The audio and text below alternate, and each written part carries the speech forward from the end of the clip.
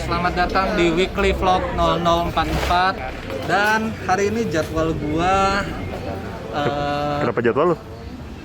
jadwal ini vlog gua. Oh gitu? Iya.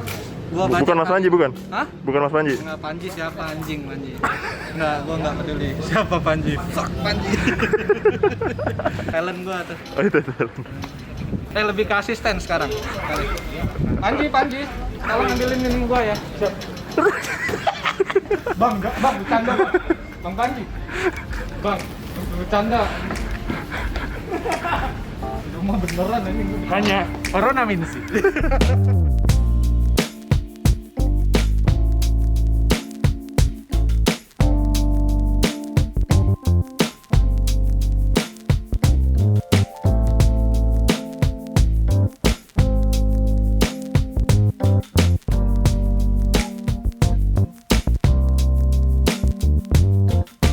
Selamat datang di episode 21 0044 Weekly Vlog. Gue lagi di tempat kerjaan, isinya stand up comedian semua, cukup menyenangkan.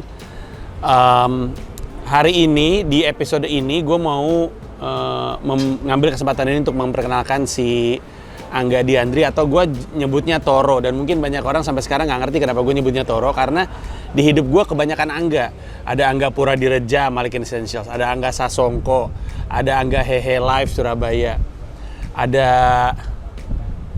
Arlingga Pandega, Angga, ada banyak lah, ada Angga ini gitu kan. Jadi biar jelas bedanya, gue panggil aja Toro. Toro tuh julukannya dia, dikasih sama band.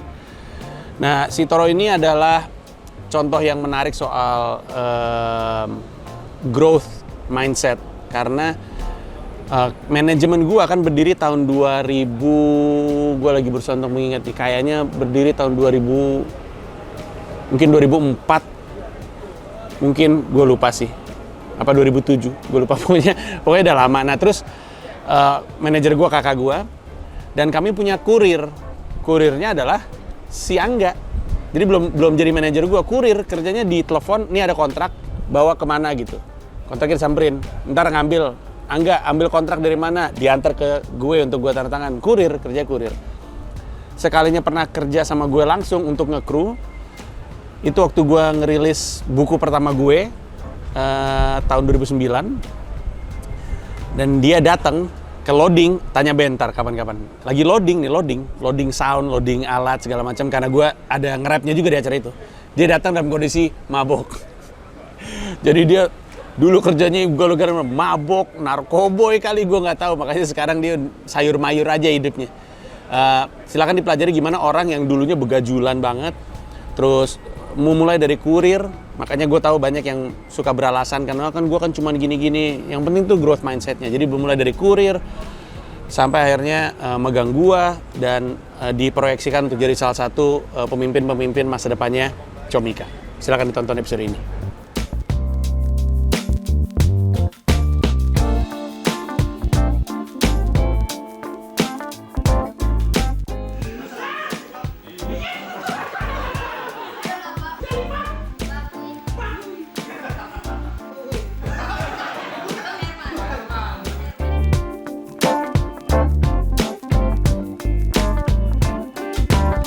Jadi saya bersama dengan Herman. Nah, ini adalah Herman edisi terbaru.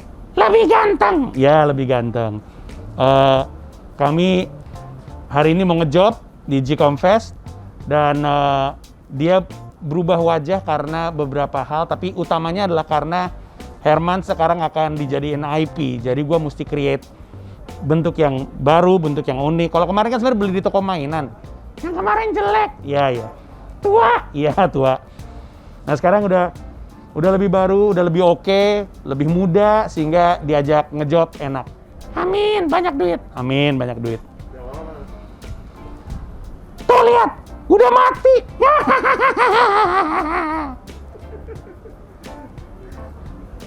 Ntar lu juga bisa mati kalau gue cabut tangan gue dari pantat lu. Jangan. Ya udah, makanya diem-diem aja.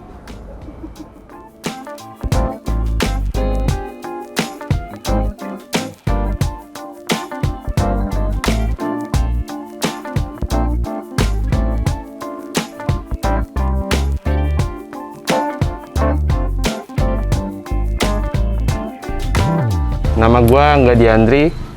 Gue kalau dipanggil sama Panji, Toro. Karena gue suka banget nonton, bukan, gue sebenarnya tuh suka nonton Formula One.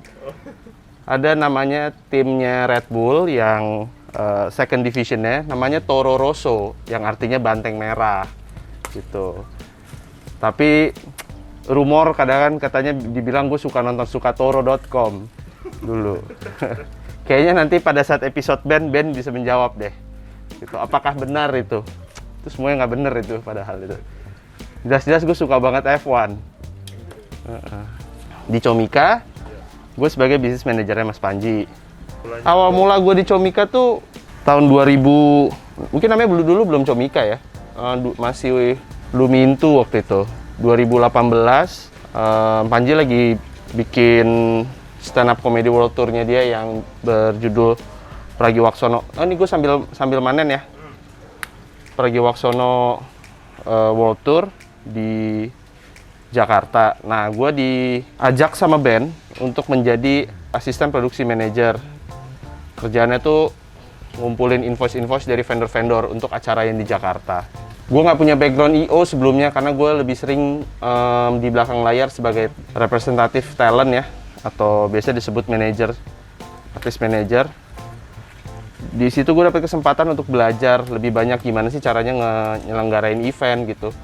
Gue pikir-pikir lumayan juga nih buat dapat pengalaman, sekaligus gue anggap kayak kuliah langsung singkat tapi langsung praktek gitu. Terus jadi gue paham kalau mau bikin event elemennya dibutuhin apa aja, terus gimana caranya berkoordinasi gitu. Karena gue lebih sering kan eventnya dijalanin sama seseorang, orang lain undang artis gue, terus habis itu semuanya udah jalan gitu.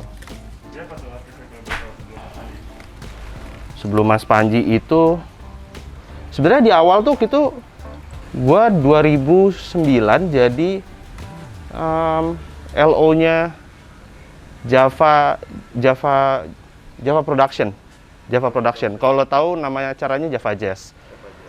2009 gue itu pengen nonton gratis Jason Mraz. Itu diajakin sama band juga tuh. Pokoknya semuanya tuh yang ngecekokin gue band tuh. Ke dunia showbiz tuh band. Terus abis itu jadi dari situ gue jadi LO backstage buat di Java Jazz Assembly 2, gue inget banget. Gue sama temen gue itu Pinky namanya. Band di situ dia jadi stage crew, kalau gue jadi LO.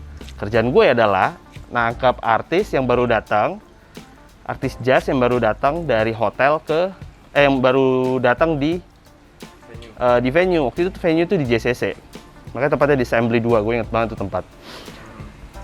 Ya udah, dari situ keterusan, ternyata seru banget kerjaannya tuh banyak ketemu orang dan nambah temen terus, dan kayak apa ya, bisa dibilang dinamis ya. Jadi nggak monoton gitu, gonta-ganti gitu. Jadi seru banget itu kerjaannya.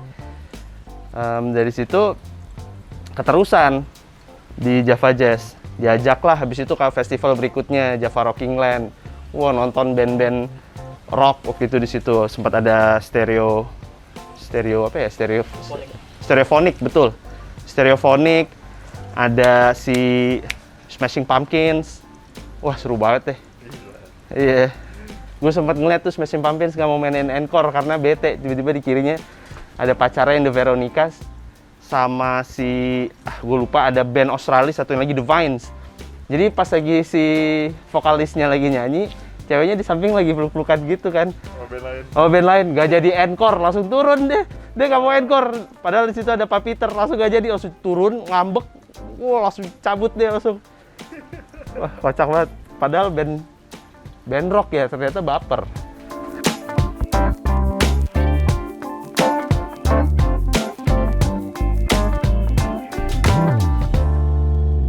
Terus dari situ kelanjutan, akhirnya Soul Nation, gue inget banget. Gue di situ di Soul Nation jadi LO, tapi LO-nya itu apa ya namanya ya? Dedicated LO. Jadi kalau dedicated LO, gue nggak megang di stage, jadi gue megang talentnya. Jadi grupnya datang, tiba di Soekarno-Hatta, dijemput di Belalai. Kalau kita dulu nyebutnya di Belalai itu. Jadi turun pesawat, langsung dijemput. Gitu. Waktu itu gue bareng sama Mas Dimas Lemena di situ. Terus dijemput, habis dijemput, terus kita ya udah bareng-bareng naik bus ke Jakarta gitu, dari Soekarno-Hatta ke Jakarta bareng-bareng. Seru banget tuh, itu grupnya Arrested Development. Terus ya udah gue nemenin seharian itu di sana. Dia mau makan apa dan yang lain gitu. Jadi kayak tour guide juga. Padahal bahasa Inggris gue belepotan. Yang penting pede aja ya kan. Ngerti cara ngomongnya aja belibet ya kan. Ya udah dari situ makin ke situ makin keterusan. Suatu saat temen gue yang di Java Jazz, zaman dulu masih ada BlackBerry kan, ada yang broadcast message. Dia itu bilang, oh sebelumnya tuh gue sempet juga bareng sama Panji. Sebenarnya sebelumnya itu gue setelah habis dari Java Jazz tuh gue nemenin Panji dulu. Gue dipanggil sama band waktu itu untuk launching bukunya dia, yang gimana caranya ngejual 1000 buku dalam 1000 CD dalam satu bulan. Nah itu. Nah, tapi di situ gue mabok. Gue mabok, guys. Mabok, malu saya masih kuliah. Terus gue kemabokan gitu, malah datang ke acara bukannya kerja, malah mabok gue. Nggak marah sih, karena dia udah tahu. Emang ngaco waktu itu. Jadi ya udah gitu. Udah dari situ ya. Ya namanya mabok ya nggak pernah dipakai lagi sama Panji. Ya udah makanya gue di Java Jazz waktu itu. Tapi di Java Jazz gue juga mabok. Beneran mabok asli. Beneran. Jadi orang pasti tahu lah kalau ngeliat gue, oh tahu nih si Angga nih yang itu tuh, pasti gitu. Udah dari Java Jazz, Java Rocking Land, Java Soul Nation. Dari situ keterusan teman gue yang di kita waktu itu punya grup WhatsApp lah, grup BB waktu itu masih. Ada yang broadcast bilang di Musika Studio nyari LO. Wah, gila gue bilang. Padahal gue di situ tuh masih jadi asistennya tante gue untuk di broker saham. Jadi kerjaan gue nelpon klien, mastiin dealingnya berapa. Oh ya Pak, saham BBRI ya 20 lot, oke, ya kunci ya, oke kunci, oke beli, ya beli gitu. Kerjaan gue gitu. Jadi kayak apa namanya, film. Ya itulah, ya benar, Wolf of Wall Street, betul. Nelfonin satu-satu. Oh, beli saham ini aja Pak, lagi mau naik gitu kan. Kayak gitu-gitu. Ya udahlah, udah sering. Ntar kalau misalnya naik ya dipuji-puji, ya kalau salah ya dimarah-marahin, ya udah biasalah. Dari broadcast BBM, gue keterusan. Ya habis itu gue langsung gue cobain jadi LO, kayak seru juga nih gue bilang. Terus band-bandnya kan keren-keren ya. Ada Niji waktu itu. Ada Geisha, ada The Massive, ada Viera. Waktu itu ada band juga baru namanya Duet. Gitu. Seru banget. Jadi ada Project Pop. Gue pernah jalan juga sama Project Pop. Jadi orang yang nemenin, jadi gue kalau LO di Musika itu di bagian promosi. Jadi kerjaannya itu, gue waktu itu zaman tahun 2010 bawa CD. Jadi kalau misalkan promo di TV, di radio, dicetak, nah yang turun di lapangan tuh gue. Gitu, mastiin press release-nya, semuanya kayak gitu-gitu tuh gue tuh, yang dari pihak si musikanya, bukan dari pihak artisnya, dari pihak musikanya, karena kan dia labelnya gitu. Ntar kita sambil taruh lagi. Jadi ya gue bawa CD kerjaannya. Jadi CD-nya itu nanti akan di playback di playernya di TV gitu. Jadi kalau lagu-lagu baru tuh, kalau bener-bener lagu baru rilis, ini nggak pakai apa namanya, nggak live nyanyinya, jadi playback gitu. Kalau lagu bener-bener baru rilis, kalau udah keluar 2 minggu, 3 minggu, baru -1, ya kan. Tetap pakai CD tuh. Gitarnya ya nggak kecolok gitu kan.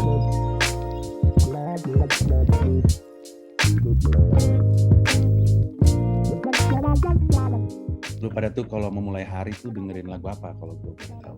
Kilon Seven. Ya udah boleh deh, respect. Sarita, lagu yang lu dengerin pagi-pagi apa? Jarang denger lagu. Mau gua kasih rekomendasi lagu nggak? Apa tuh? Menurut gua ini lagu sungguh fake. Gua nggak tahu yang nulis di kepalanya apa, tapi menurut gua ini bisa membuat lu jadi semangat. Lagunya judulnya adalah coba cari ya. Beneran gua beneran ada lagunya nih, Sarita. Coba lu cari. Ini lagu akan bikin lu semangat pagi hari. Lagunya ada 3 lagu yang gue rekomendasi ya. Yang satu, ini semua lagu dangdut, Sarita. Yang satu judulnya Pengen Dibolongi, Wanita Lubang Buaya, dan Hamil Sama Setan. Itu lagu, sumpah gue gak bohong, Sarita. Lu dengerin, semangat lu. Terutama yang Pengen Dibolongi, lagu dangdut. Ya? Semangat lu. Rohani Mas. Korea Mas. Rohani. Bagus, Rohani. Makanya kan mukanya cerah Lucy. Iya. Demeknya di neraka.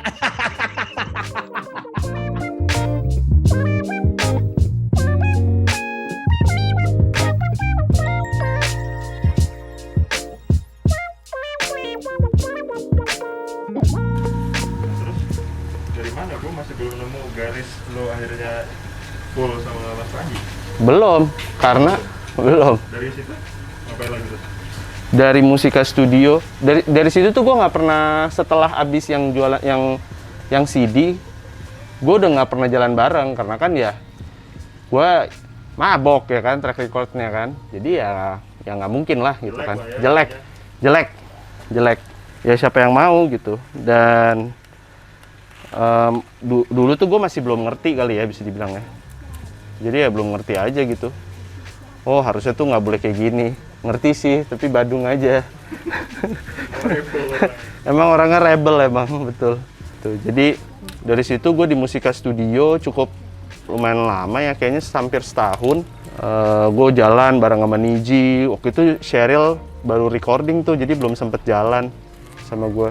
Terus bareng sama Niji, gue sempat sama Viera waktu itu pertama kali keluar kota ke Manado. Gitu. Dan setelah itu Viera keluar selesai kontrak dari Musika, gue diajak sama Raka jadi personal manajernya Viera. Namanya belum Viera Tel ya? Belum. Tapi akhirnya waktu itu pas kita selesai kontrak sama Musika, berubah namanya jadi Viera Tel. Jadi gue sempat di awal-awal Viera Tel. Terus selesai dari Viera, gue sempat bantuin Killing Me Inside, kerja bareng Onat, bareng sama Triwardoyo waktu itu.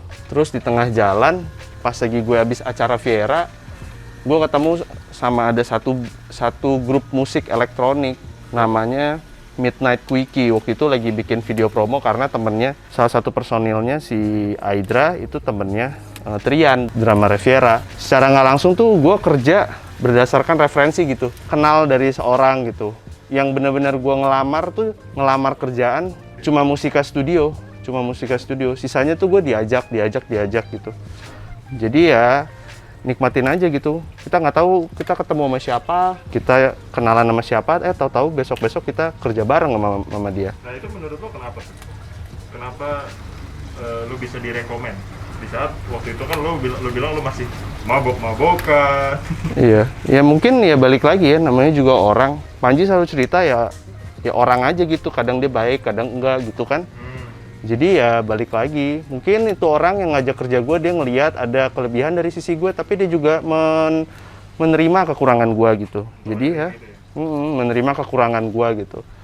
Mungkin kekurangan gue di mata mereka masih bisa diterima, jadi ya udah gitu. Karena kan sulit ya nyari kesempurnaan gitu. Jadi ya terima aja udah kayak gitu. Kerja sama gue yuk gini, ayo deh ngomong gitu. Dan waktu itu gue juga lagi seneng musik elektronik gitu. DJ lah, lagi zamannya. Umur 23 gue waktu itu. Kuliah udah mulai gue tinggalin tuh. Apa ini kuliah? Nggak seru gitu. Aku mau mengejar mimpi mah gitu waktu itu bilangnya. Ini passion aku, keliling Indonesia waktu itu. Manggung sana sini, menghibur orang. Padahal nggak ngehibur juga orang gue di belakang layar ya. Tapi gue menemukan kebahagiaan di situ. Gue keluar kota tiap minggu. Ya kan, tidur di bandara, pagi udah di bandara, bareng-bareng. Keseruannya tuh Di situ gue nemuin kayak capek tapi seru gitu, gimana ya gitu. Dinamisnya itu loh. Tinggalan pesawat tuh bener tuh Zian tuh. Zian saksi mata tuh. Sering bener tuh gitu. Tinggalan pesawat gitu kan. Salah masuk bandara ya kan. Wah, bukan Garuda ya ternyata. Wah, gitu ya kan. Ya begitulah. Jadi dari situ lama tuh gue di Midnight Quickie tuh. Berapa tahun? 4 tahun. Kerja gue paling lama di situ, Midnight Quickie. 4 tahun dan akhirnya selesai di situ. 2017 akhir bulan November selesai kerjasama dengan Midnight Quickie.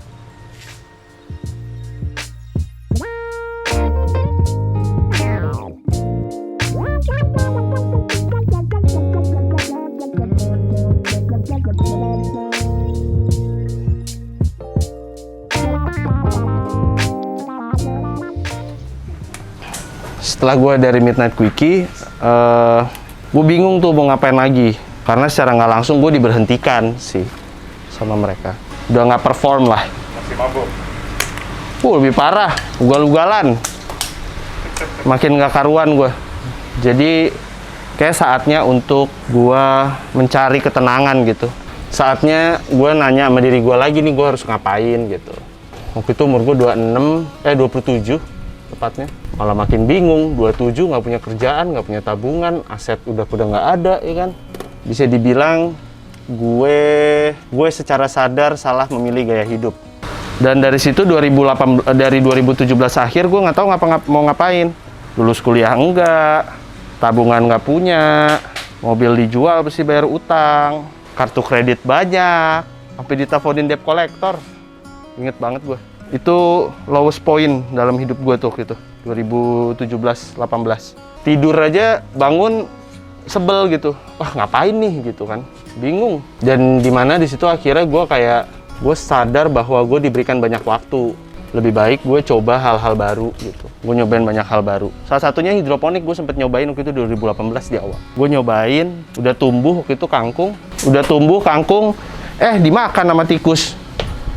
Ya udah. Dari situ nggak dilanjutin. Ngapain ya?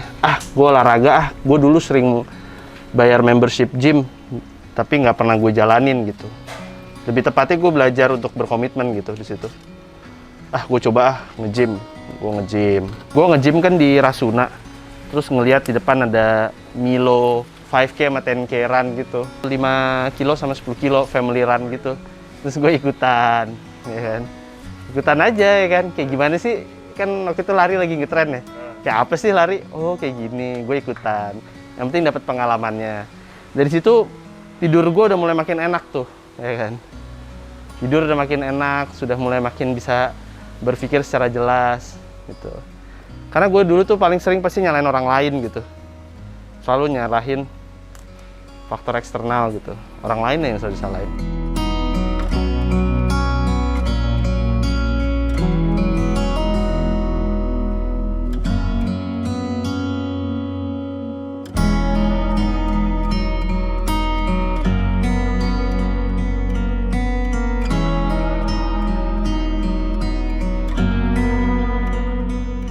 Gue nemuin kebahagiaan lewat lari waktu itu. Lewat lari sama olahraga sih tepatnya. Ya nggak apa-apa sih finish di maraton bukan yang terbaik dari segi waktu. Yang penting gue belajar untuk menyelesaikan apa yang sudah gue mulai. Penting banget. Setelah itu gue diajak sama band ngurusin Pragiwaksono World Tour Jakarta. Jadi asisten production manager. Karena gue sempat ketemu waktu itu, lagi lebaran gue ketemu di rumahnya adeknya, waduh susah banget nih, adeknya Buyut. Jadi udah random banget waktu itu, udah jarang-jarang tiba-tiba kita ketemu di sana. Terus dia nanya, lu lagi sibuk ngapain sekarang? Panji nanya gitu. Ya sibuk masak, lari, sama ngejus aja gitu. Karena waktu itu pada saat gue olahraga gitu, gue lagi di waktu yang bersamaan, gue lagi belajar tentang smoothies, belajar hidup sehat, kayak gitu-gitulah. Karena secara nggak langsung banyak hal buruk yang gue lakukan sebelumnya. Jadi gue lagi redemption di situ, lagi balas dendam ya kan. Karena gue takut ini gue bisa lewat gak nih 28 kan gitu kan. Nah gue belum tahu stand up sama sekali, gue belum pernah nonton stand up sama sekali.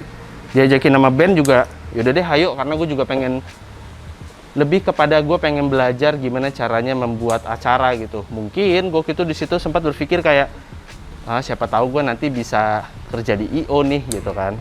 Karena gue nggak paham sama sekali untuk membuat acara. Dari situ itu bulan apa tuh? Oktober dari situ itu gue diajak pertama kali nonton Panji stand up. Karena dulunya gue belum pernah nonton Panji stand up sama sekali. Yang pernah itu nge-rap. Karena waktu itu kan nge-rap itu. Soul Nation itu ya. Soul Nation sempat terus abis itu di mana namanya yang dia jual album pertamanya waktu yang di FX gitu. Tapi untuk stand up tuh gue belum pernah sama sekali. Waktu gue di musik pun juga nggak pernah selisipan sama sekali gitu eventnya. Jadi sama sekali gue buta tentang stand up, nggak tahu sama sekali tentang kayak gimana sih stand up. Dan akhirnya pertama kali gue nonton di Jogja gitu. Gue diajak ke Jogja,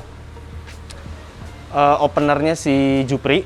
Gue dari situ baru tahu stand up komedi. Anjir lama banget ya, orang bisa bikin ketawa 3 jam gitu. Dan 3 jam, waktu yang di Jogja lama loh, hampir 3 jam 40 menit apa, lama banget. Jadi gue baru tahu seni stand up komedi dari situ gitu loh. Oh acaranya pertunjukannya seperti ini gitu. Oh yang disiapin tuh kebutuhannya ini gitu. Gue belum pernah sempat berpikir sekalipun sedetik pun tentang gue mau di industrinya stand up komedi gitu. Udah gue ngejalanin aja gitu biar nggak ada tekanan, nikmatin aja gitu perjalanannya. Karena gue sempat menyerah gitu, dalam arti gue udah nggak mau kerja di showbiz lagi gitu. Udah gue mau nyari hal baru gitu, makanya gue lewat lari dan yang lain. Siapa tahu kan gue bisa bikin usaha smoothies gitu kan. Kocak dah pokoknya dah. Namanya orang nggak lulus sarjana ya kan kalau lulus sarjana lu masih bisa kerja di bank, kerja di mana ya kan, bawa kalau gue lulusannya kan lulusan SMA gimana kan, nggak mungkin. Gue kuliah ambil ekonomi di Mustopo. Jadi sebenarnya nggak kosong-kosong banget lah ya. Nggak kosong-kosong banget. Nggak kosong-kosong banget lah. Tipis lah. Sebenarnya sebelum itu gue terakhir abis dari Jogja ke Bali sama Mas Panji. Kita tahun baruan di sana. Terus ya gue di Bali tahun baru bareng. Habis itu dia liburan. Habis itu nggak lama Pragiwaksono Jakarta. Gue sempat berpikir, ini habis Pragiwaksono gue ngapain ya gitu kan.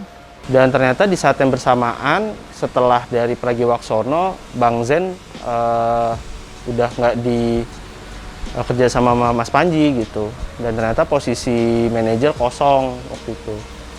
Dan gue waktu itu ditawarin sama Mas Panji gitu, lo seneng nggak bidangnya stand up dan yang lain gitu. Secara tidak sadar tuh gue mungkin dipantau ya, dan dia ngeliat juga mungkin gue juga udah nggak mabok gitu, udah sehat, kembali ke jalan yang lebih benar ya kan, ke jalan yang lebih benar dari situ. Dan segala apapun yang gue kerjain waktu selama jadi asisten production manager, dia ngeliat bahwa mau mencoba memberikan yang terbaik gitu. Kita sambil ke dalam ya.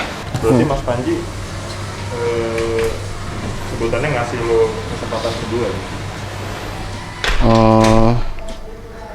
Gue nggak bisa bilang itu kesempatan kedua ya.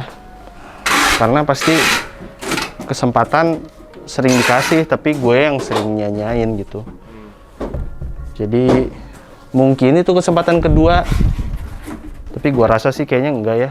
Lebih sering, udah sering pasti dikasih kesempatan. Gitu.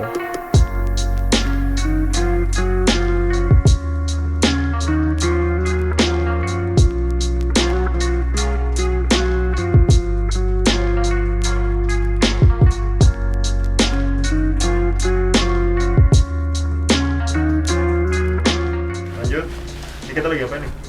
Ini kita lagi pengemasan sekarang. Udah selesai panen, sekarang pengemasan. Masuki masa timbangan. Terus Agus yang nimbang, ngecek-ngecek. Gue bagian yang nulis pesanannya untuk siapa gitu. Sekaligus nulis logonya.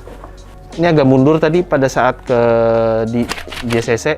Gue inget banget, itu acara kan yang di JCC 5.000 penonton ya. megah banget untuk acara stand up.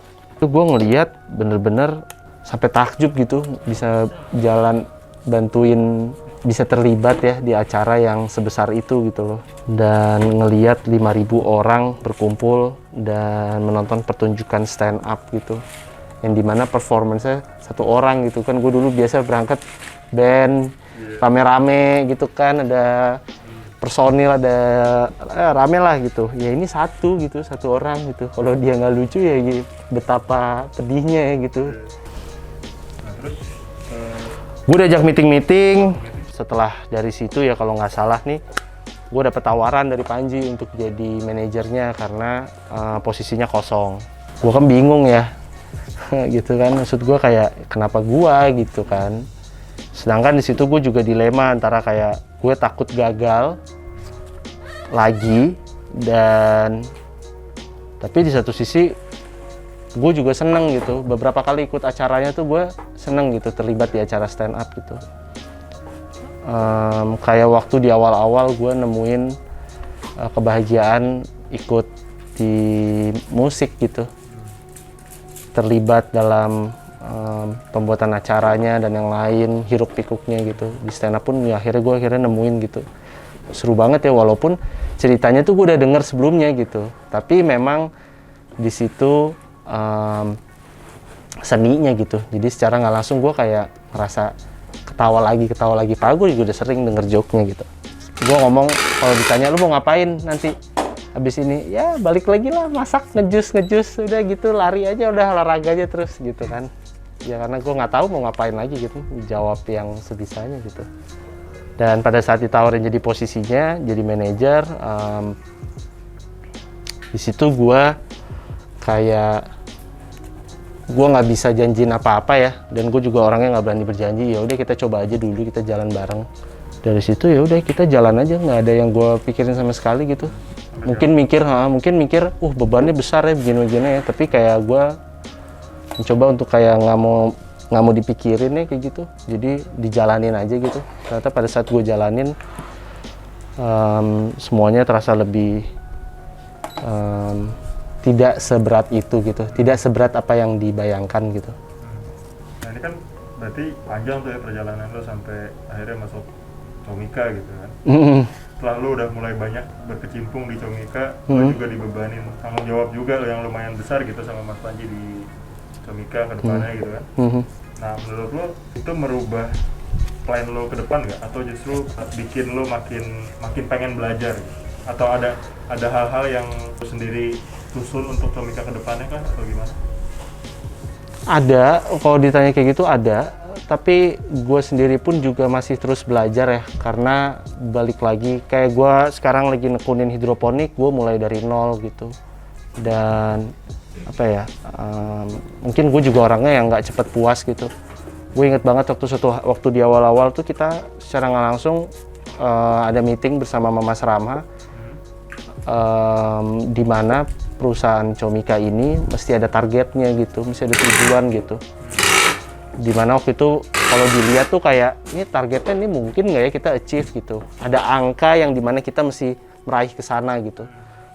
Terus ngelihatnya kayak ya namanya juga gua kan orangnya ya aja ya gitu kan. Pasti kasih angkanya segitu kan cukup tinggi gitu. Pas ngelihat ya udah kita jalanin aja gitu. Ternyata tanpa disangka-sangka seiring berjalan ternyata nyampe juga gitu, malah lebih dari target tersebut gitu. Jadi kalau dilihat ya kadang kalau kita ngelihat ke atas tuh tinggi banget ya, tapi pada saat kita ngejalanin ternyata nggak sesulit itu kok gitu. Tapi ya satu hal ya lu mesti percaya sama diri lo gitu, lu juga mesti percaya sama tim lo gitu, itu sih. Dan setiap tahun selalu ada peningkatan dari sisi target finansial maupun target dalam diri gitu. Dan setiap tahun harus terus bertumbuh gitu. Malah di Comika pertumbuhannya sangat cepat gitu. Ya Mas Panji juga sering bilang makin lama lo kerja di Comika lo akan ngerasa makin susah kerjanya gitu. Oh iya. Lo ngerasain banget? Ya gue ngerasain, apalagi ini masuk tahun kedua ya, karena masuk tahun sekarang masuk tahun 2 ketiga lah hitungannya, ya 2 ketiga nih, ini ngejalanin tahun kedua, mau masuk tahun ketiga, jadi memang memang harus seperti itu ya, namanya juga bertumbuh kan, gitu. Kalau tantangannya makin maksudnya tantangannya makin sedikit ya mungkin nggak bertumbuh gitu. Jadi tapi ya balik lagi, dinikmatin aja gitu. Bekal apa yang lu siapin untuk pertumbuhan ke depan? Bekal apa yang gue persiapin? Growth mindset? Kalau dibilang growth mindset, ya itu udah apa nih ya, keharusan gitu ya. Banyak hal yang kita mesti pelajarin terus gitu loh. Dulu sebelumnya nggak bisa ini, sekarang mesti bisa itu gitu. Gue dulu orangnya nggak pernah baca buku, gue sekarang mencoba untuk lebih sering mendengarkan buku gitu. Karena gue mau nggak mau belajar terus hal-hal baru. Banyak hal yang gue pelajari dari mendengarkan buku. Gue langganan di aplikasi, di Audible, gue langganan buku.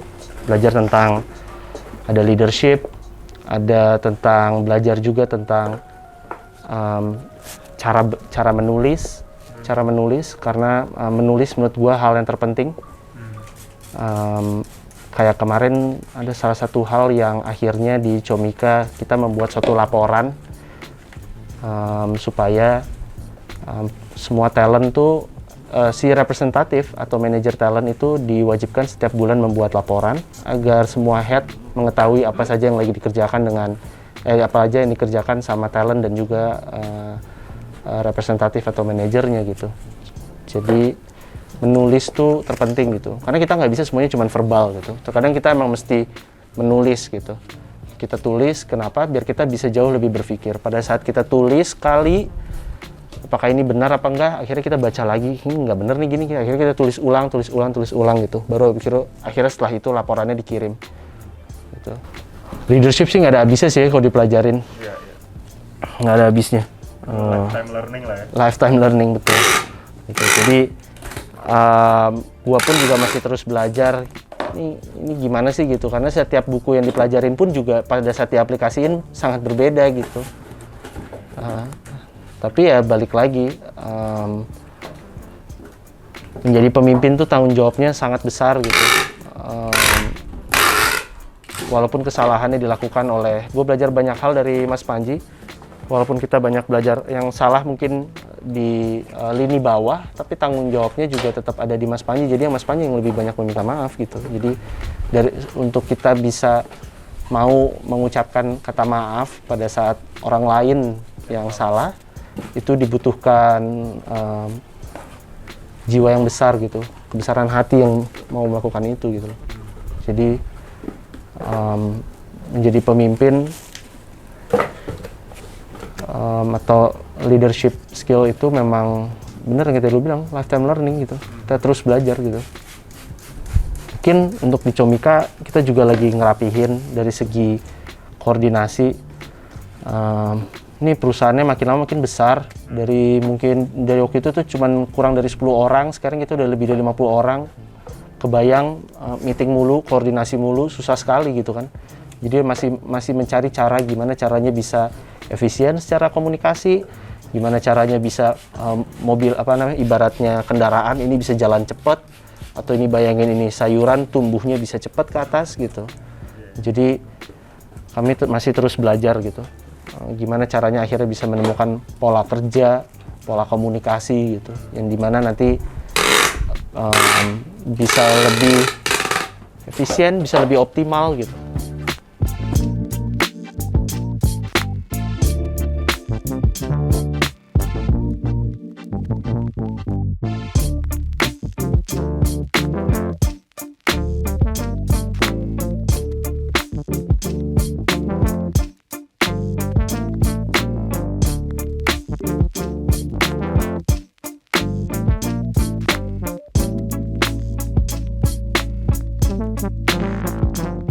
Industri stand up kedepannya akan sebesar apa dengan adanya Comika? Waduh. Dengan adanya Comika, kalau ditanya sih pengennya juga industrinya ya. kalau dibilang industrinya makin tumbuh sih. Nggak hanya ada Comika, tapi semakin banyak manajemen talent. Ibaratnya kalau musik kan dia record label ya, semakin banyak record label, industrinya makin lama makin tumbuh gitu. Jadi dengan gue sangat mendukung banyak sekali adanya perusahaan-perusahaan stand up comedy lainnya gitu, karena kita bareng-bareng numbuhin industrinya gitu. Dan salah satunya adalah kayak akhirnya kita ada acara festival yang terbesar namanya Jkomfest. Itu kan salah satunya adalah buat nunjukin untuk bahwa industri stand up komedi kita bukan bicara hanya stand up komedi ya, industri komedi ini udah makin tumbuh gitu dengan adanya festival yang dimana kita merayakan gitu kan secara nggak langsung gitu. Semakin banyak perusahaan yang membuat maksudnya banyak perusahaan yang bergerak di industri komedi atau stand up komedi, dan juga banyaknya festival, otomatis industrinya makin tumbuh, orang makin banyak yang mau datang dan yang lain. Dan juga gue nggak pernah menganggap wah ini kompetitor atau apa gitu, ya enggak ya, sekarang eranya ya kolaborasi aja gitu. Eranya kolaborasi, kayak gue sendiri, kayak gue juga, kita ada satu grup di situ bareng-bareng, ada Dipa dari HH, ada Bata dari Pentasin sama Yoga gitu, ada juga Adit, ada juga Ubay gitu ya. Kita suka komunikasi di situ. Mungkin grupnya lebih ngebahas tentang kayak kerjaan kayak gimana sekarang gitu, industri seperti apa gitu. Kita sharing-sharing di situ. Kita tuh bareng-bareng pengen tumbuhin industrinya gitu. Jadi balik lagi, kalau emang mau ditumbuhin industrinya, nggak bisa sendirian, kita mesti bareng-bareng gitu. Target lo apa? Target? Iya. Maksudnya lo pasti punya plan kan? Kalau ditanya ya, gue sih masih pengennya sih mungkin di Comika, mungkin, ya kan. Tapi ya balik lagi, apakah gue masih bisa menumbuhkan Comika? Karena balik lagi, mungkin ya, nanti akan ada penerus gue yang bisa lebih baik gitu. Dan suatu saat, karena kan kita nggak mungkin selalu berada di atas ya.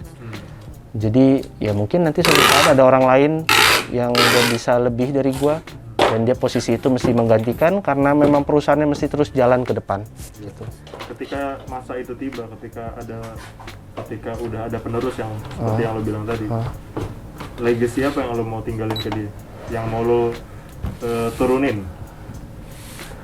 Kalau ditanya legasinya apa, gue nggak tahu ya, nggak bisa jawab apa, karena semoga dengan apa yang sudah diperbuat sampai saat ini, setidaknya dia masih bisa ngelanjutin seterusnya gitu. Karena gue sendiri pun juga belajar, gue tuh dulu orangnya bisa dibilang kalau ngajarin orang tuh setengah-setengah gitu, karena gue takut orang lain jauh lebih hebat dibandingin gue gitu. Gue memiliki ketakutan itu, betapa egoisnya gue gitu.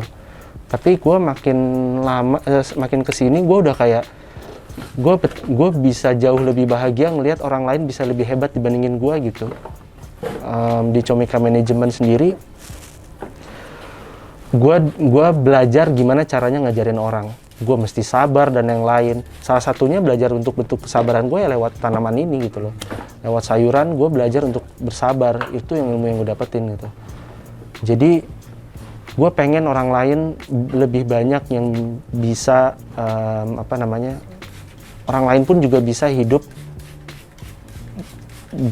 menjadi bisa jadi representatif, atau bukan yang di depan layar tapi yang di belakang layar gitu. Karena dulu tuh mungkin sampai sekarang ya, orang pun juga nggak tahu kalau orang bisa hidup dari di belakang layar gitu, menjadi support sistemnya gitu, jadi manajer artis gitu.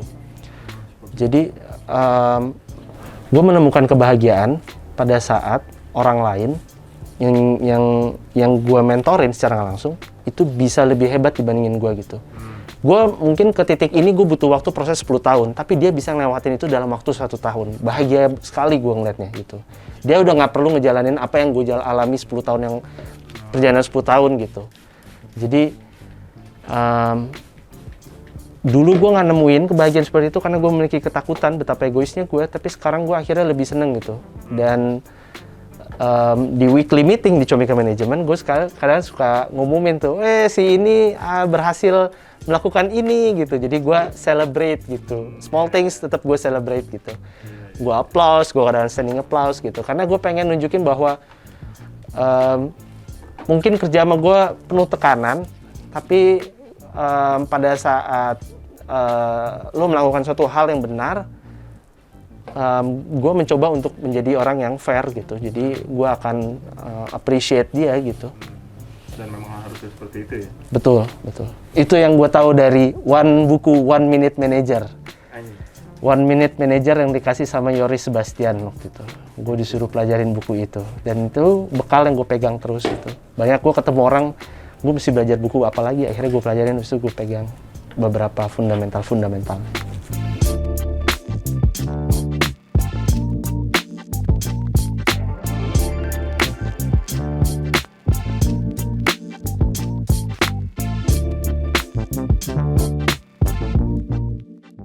Ya, nih kita bisa lihat habis dipanen, gundul, ya kan?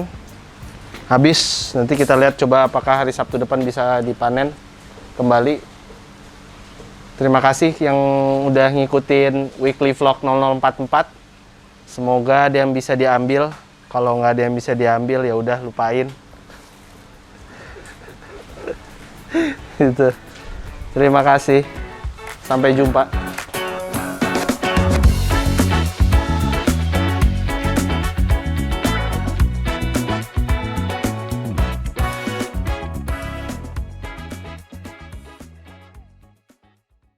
Terima kasih udah nonton video ini dan juga terima kasih udah subscribe kanal YouTube gua. Gua mau ngasih tahu bahwa gua membuka YouTube membership dan ada 3 jenis penawaran.